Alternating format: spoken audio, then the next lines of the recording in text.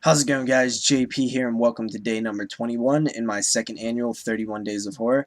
The film that I'm going to be reviewing today is a documentary. It's called More Brains, A Return to the Living Dead.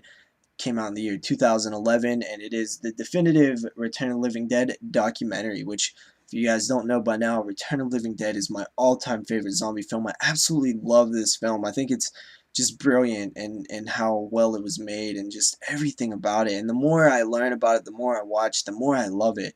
Watching this documentary this time made me realize, I always Return of the Living Dead has always been one of my favorite films and one of my favorite and is my favorite zombie film, but this just pointed out the reasons why I love it and why I love it so much. So this documentary has, everybody that was involved. You have Tom Matthews, Clu Gulager, um, James Karen, just tons. Everybody from everybody that was involved in the production and everything. And they would just basically, take a trip down memory lane and talk about the film just like any other documentary. You learn a little bit that you didn't know before if you haven't seen this documentary. I actually did see this documentary before. I actually bought this when it first came out, pre-ordered it from, directly from the company who was releasing it, and, even got the cool poster that was signed by three of the cast people. I believe Tina was one of them. And these people just go into what made this movie so great. They talk about how it came about and how it was like originally a sequel to Night of the Living Dead, which it kind of still is. It's an unofficial type of sequel, spin-offy type thing. They go through and talk about the original idea for the film and how it changed, and it turned into a completely different film, how people were cast in the film, and it goes into like the deaths of a few actual actors who are no longer with us, and including the director, Dan O'Bannon. And it's just a well done documentary. It really makes you see things, how everything was done. It does a good job. It has like animation, like comic style almost. That's pretty cool. It's narrated by Dan Peck, or not Dan. What is his name? Brian Peck. Who is the guy who played Scuzz. He narrates it. He also directed the Willies.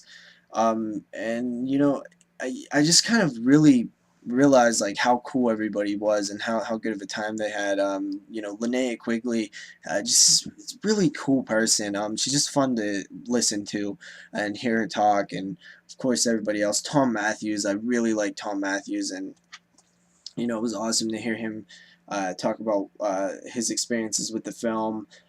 Just learning how certain things in the film happen because, uh, you know, James Cameron's death scene originally wasn't like that, and he just had the idea that maybe it'd be cooler for him to go out a different way, and just threw that idea out there, and they just shot some extra dialogue and put it in, and it works so well. And just seeing how all these like random little things came together to make this film so great, which is normally what happens in great films. It's a lot of things just end up falling in place, and it really ends up working. It goes into the special effects and how the original guy, it'll show him talking about them and how they weren't great, but there was a reason why they wasn't.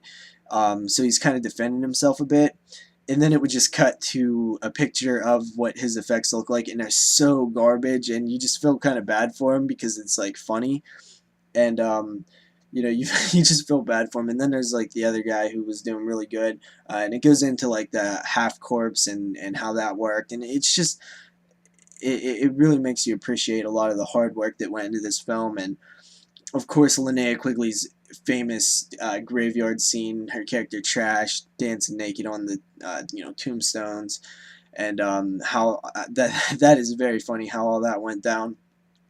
It's just a really cool. They even got Stacy Q on there from the Tonight song that was used during that scene. Um, and it's it's just a really fun documentary. I don't really know how to review a documentary. I'm just, talking about it. Um, Pretty well done, And I would probably say that this is one of the, it's definitely not the best horror documentary out there. Uh, I would probably give that to Elm Street Legacy. I haven't even begun to finish the new Friday the 13th Crystal Lake Memories documentary. Um, but I've seen like 25 Years of Terror and some of the Scream documentaries, Texas Chainsaw stuff, and this one's up there. This is a good one, especially if you love Return of the Living Dead like I do. This is definitely worth owning, and it's just a cool retrospect on Return of the Living Dead, and it's just really awesome to see everybody talking about the movie, years later, and it's awesome to see these people actually have a great appreciation for what they was part of, and for the fans that are support it and love their characters.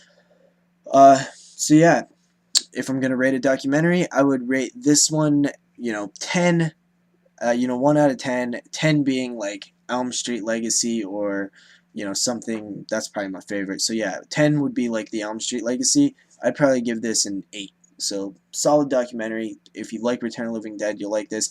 Also, I started watching the special features. They actually have a 30-minute, extra scenes in the documentary for a look at Return of the Living Dead Part 2, which I thought was cool. And they also have a segment for Return of the Living Dead Part 3. I don't know how long that one is, but I assume it's around 30 minutes or so, which I just thought was really cool to add that on there. And I'm going to finish watching those two because I didn't even realize they were on there. So that's about it, guys. I'll see you guys tomorrow with another movie review and, continuing on with the 31 Days of Horror. Still going strong. Have not missed a day. See you guys then.